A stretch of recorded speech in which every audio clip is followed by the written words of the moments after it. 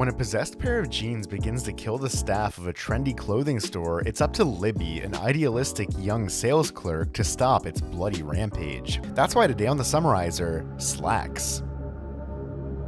When the film begins, we're greeted with a clip of Indian children gathering cotton in the scalding heat with thin clothing and no shoes. Cotton that's then, of course, used for the pants that are sold marked up at a fancy company. It's a new day at Canadian Cotton Clothiers, a clothing company with a much better public persona than actual workplace, and Libby is their newest hire. Upon arrival, she's greeted by a sarcastic and distant employee, Shruti, a type Libby will quickly realize makes up most of the building's staff. Shruti introduces Libby to Craig, a higher-up in the company who deals with new hires. She's told to go find Hunter, who's so busy trying to hook up with another employee that she instead tells Libby to go find Lord, who's usually as much a character as everyone else we've met so far. Lord almost immediately starts roasting Libby in the most yuppie way possible, telling her that she needs to be wearing CCC apparel at all times, and when Libby tells Lord that she is, he tells her that her clothes are out of season, and that because she bought them a month ago.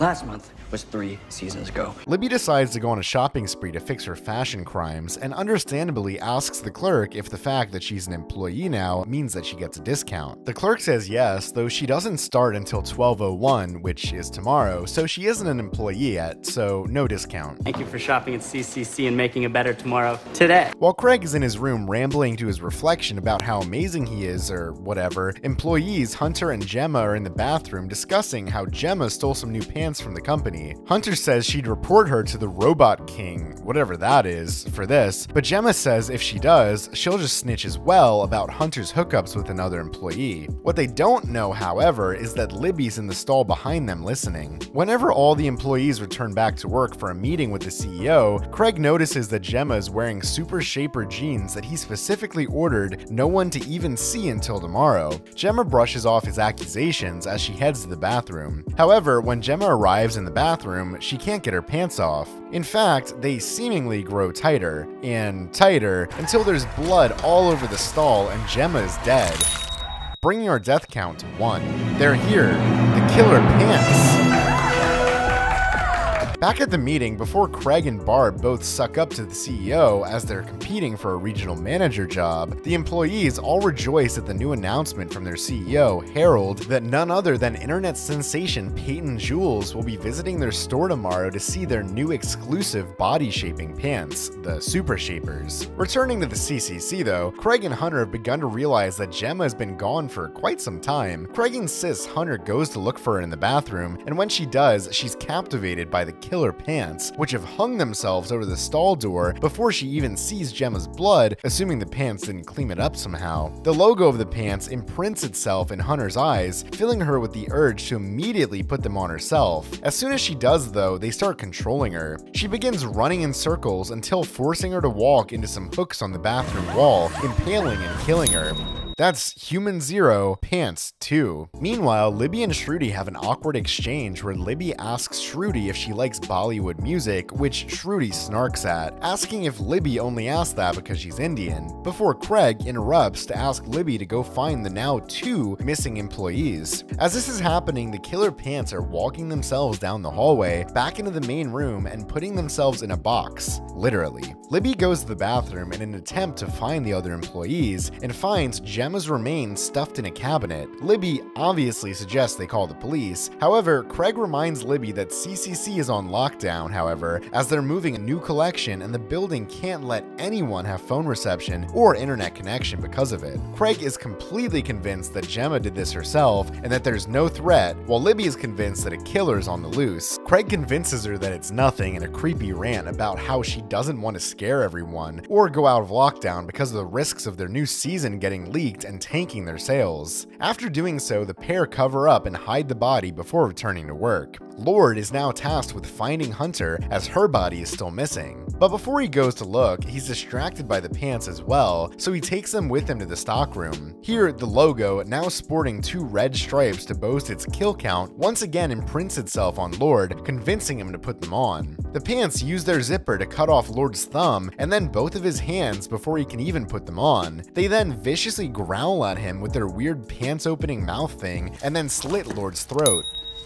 The killer pants then begin to suck up the blood from their most recent kill as they grow a third stripe. That's 3 deaths so far, folks. Craig comes to the stockroom to try to find Lord since he hasn't heard from him in a while and finds a box stuffed with his remains. Libby follows and sees what's happened, but Craig insists it's nothing but a mannequin and this is all a practical joke, something that it's obvious that even he doesn't believe his point. As Libby and Craig go off to look for help, Craig whacks Libby with some sort of cylindrical object, knocking her out before he carries on about his business, whatever that may be at this point. Now enter Peyton, who immediately says she's so excited she could just die. Peyton's greeted by Craig, but her attention is immediately snatched by the super shaping jeans poster, of course. Thankfully this time it wasn't the jeans themselves, so the logo imprint power presumably doesn't work. As the live stream starts, we see the jeans ever so slightly twitching on the hooks behind Peyton, like they're preparing for their next hunt. As Peyton brags about CCC and their practices, the pants reach around her neck and strangle her, killing her in front of everyone. This brings our death count to 4 before the killer pants go really crazy. We aren't exactly sure how many people the pants got to, but at least one more, as when Craig opens the door to the main room, he sees the pants consuming blood once more. That brings our death count to 5. Craig runs to the back room with Barb, whom he tries to warn about the pants before even showing her footage of them on the camera, but she's unfazed. She tells Craig that he'll never be regional manager and angrily walks out. On the way out though, she sees some super shaper pants, tries to take them with her, and is immediately murdered as well, bringing the death count to 6. After this, the pants begin working their way back to the main room, where they find Shruti, who's listening to music that makes the pants bust a move instead of killing her. Seriously, the killer pants are now dancing. This movie is actually happening. The killer pants then find a mannequin to form into their body, which they paint a bindi on with blood. Lovely. Libby finally wakes up and walks into the carnage that is the main room, finding Peyton's camera crew's camera in the ruckus, which has the video of the pants murdering Peyton.